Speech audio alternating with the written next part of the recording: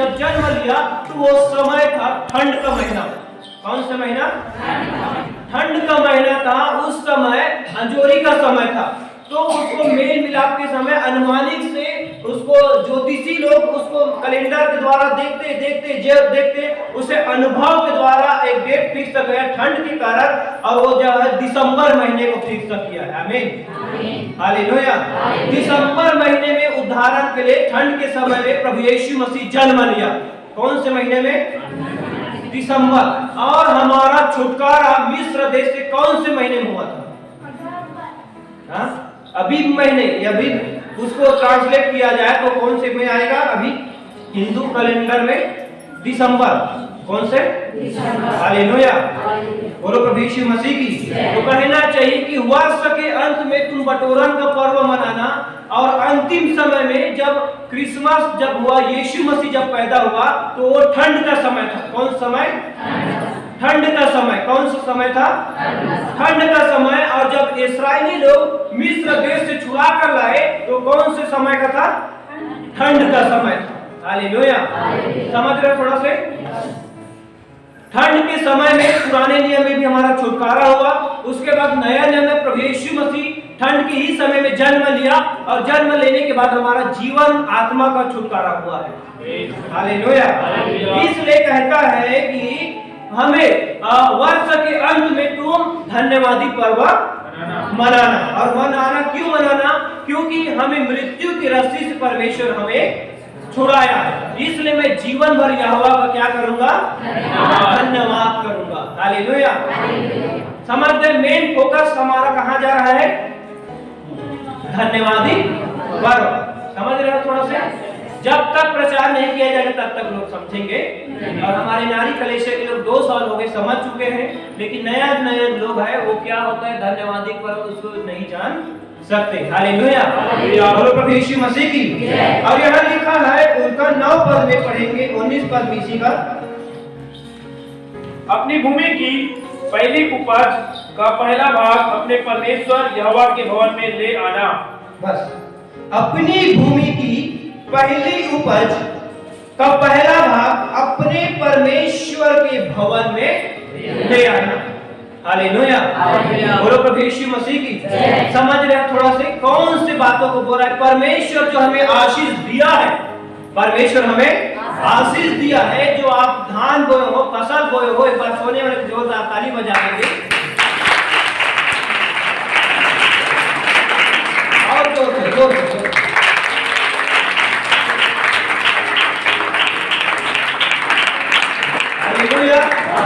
सब लोग मुझे देखें, आपका ध्यान मेरे नजरों पर होना चाहिए। आप आंख और मेरा आंख, आप लोग फेस टू फेस। हालेलुया। कोई इधर नहीं, कोई सोएंगे। यहाँ सोना मना है, यहाँ सोना, लेकिन सब सोना लगाकर आए हैं। ठीक है, सब लोग लगाकर आए हैं ना, इसलिए आप लोग सोना नहीं, आप लोग ध्यान से देखते रहो। हालेलुया, बोलो प्रभु यीशु मसीह की। अपनी भूमि की पहले उपज का पहला भाग अपने परमेश्वर यहोवा के भवन में लेकर आना। हालेलुया। आपके घर में जो भी है, जैसे भी है, धान आपके हो रहा है, फसल हो रहा है, तो भी उसमें से परमेश्वर के लिए पहला स्थान, पहला भाग को परमेश्वर के लिए लाना है। हालेलुया, समझ रहे हैं? सीख रहे हैं? बोलो प्रभु यीशु मसीह की। परमेश्वर की आज्ञा है, जब मिस्र देश से छुड़ा कर लाए तो लोग खुशी खुशी जो कमाई था, जो हुआ था, जो भी बोया था, वो परमेश्वर के भवन में सबसे पहले लाया। और हम 2 साल से ये पर्व को मानते आ रहे हैं, और 2 साल में भवन उन्हीं के द्वारा बहुत कुछ बना है। हालेलुया, बोलो प्रभु यीशु मसीह की। 2 साल के धान, 2 साल के धन्यवादी में मैंने कुछ नहीं किया, जो भी है आप लोग बैठे हो। होना चाहिए कि नहीं होना चाहिए? सब लोग जानते हैं। हालेलुया, बोलो प्रभु यीशु मसीह की। प्रभु का धन्यवाद देते हुए प्रियो, यहाँ बहुत अच्छा लिखा है। 12 पद पढ़ देंगे, 23 अध्याय इसी में यहाँ पढ़ेंगे 22 अध्याय 29 पद। अपने खेत की उपज और फलों के रस में से कुछ मुझे देने में विलंब ना करना। अपने बेटों में से पहलौठे को मुझे देना। बस, फल हम जो भी बोते हैं, जो जो भी साग सब्जी बाड़ी बकरी जो भी है उनका पहला भाग पहला स्थान परमेश्वर का है। किसका है? परमेश्वर का। परमेश्वर ने आपके जीवन में, आपके भूमि में, आपके बीज में परमेश्वर आशीष दिया है, अच्छा बढ़ाया है, फलवान किया है। तो हमारा कर्तव्य है कि पहला प्रथम फल परमेश्वर को देना। आमीन, हालेलुया। यहाँ लिखा है कोई छूछे हाथ अपना मुंह न दिखाए। सही बात है। इसलिए हम पहला फसल, पहला धान का जो हम करते हैं उसे परमेश्वर को देना है, परमेश्वर को देना है। अब बोलोगे भैया हमारे धान में पानी गिर गया है, पानी फेर दिया है, एक साल की कमाई को हमारा बना बुना प्लान क्या हो गया है, चौपट हो गया, हम कहां से लाएंगे? हालेलुया।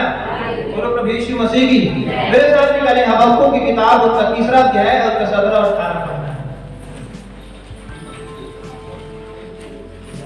हबक्कुक की किताब उनका 3रा अध्याय उनका 17 और 18। हबक्कुक नबी क्या कहता है?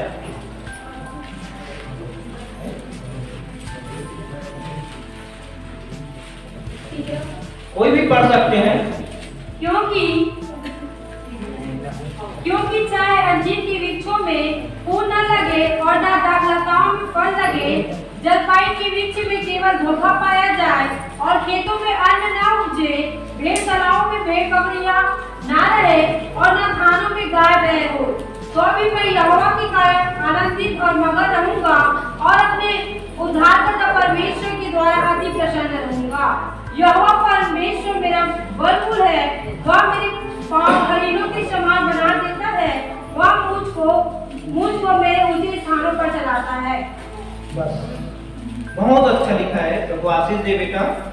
क्योंकि अंजीर, चाहे अंजीर के वृक्ष में फूल ना लगे और ना दाखलता में फल लगे ना लगे, जलपाई के वृक्ष केवल धोखा पाया जाए और खेतों में अन्न ना उपजे, भेड़शालाओं में भेड़ बकरियां ना रहे और ना थानों में गाय बैल ना हो, तो भी मैं यहोवा के कारण आनंदित और मगन रहूंगा और अपने उद्धारकर्ता परमेश्वर के द्वारा अति प्रसन्न रहूंगा। आमीन, हालेलुया। बोलो प्रभु यीशु मसीह की जय। देखो हमें परमेश्वर में भरोसा रखना है, आनंदित जीवन जीना है, आनंदित जीवन जीना है, चाहे हो चाहे मत हो। हम धान लगाए, धान में पानी गिर गया और पानी गिर गया, सड़ गया, तो क्या हम परमेश्वर को छोड़ दे? क्या प्रार्थना करना बंद कर दे? चर्च आना बंद कर दे? नहीं। हो चाहे ना हो चाहे ना हो, फिर भी मैं यहोवा के कारण आनंदित और मगन रहूंगा। किसके कारण? जब प्रभु आपको दे रहा है तब हम आ रहे मार रहे, तो कोई बड़ी बात नहीं। जब घाटा हो जाए, पानी में डूब जाए, धान ना हो, तो भी प्रभु में आना है। हालेलुया, सही बात है।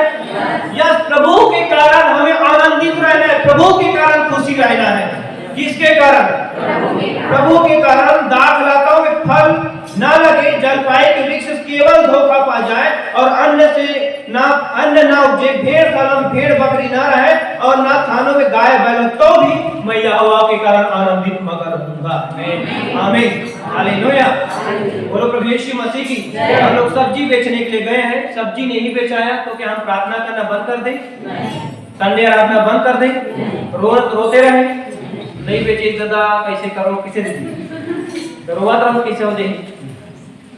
जो के प्रभु धन्यवाद, नहीं बेचाए कल बेचाएगा। आनंद, प्रभु आपने दिया, आपने लिया, धन्यवाद, आनंदित रहना। हालेलुया।